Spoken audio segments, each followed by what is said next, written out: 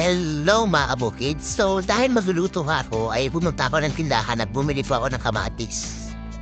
At habang pauwi po ako at nasa daan, kinausap po ako ng kamatis at nagmakaawa po sa akin.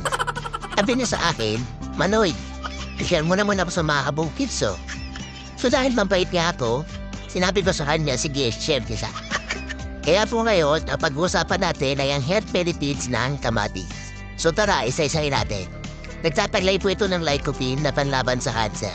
At dahil din po sa lycopene, nakakapagpababa po ito ng blood pressure. Meron din po itong potassium na nakapag-regulate po ng fluids and electrolytes po sa ating katawan. At dahil sa antioxidants na taglay nito ay nakakapagpabuti po ito sa ating balat. Nakakatulong po ito sa mga buntis at sa mga sanggol na nasa kanilang sinapupunan dahil nagtataglay po ito ng mataas na vitamin C. At meron po itong vitamin A na nakakatulong para po magpaninaw ng ating mata. Ayan mga kabukits, napakasustansya po para ng kamatis.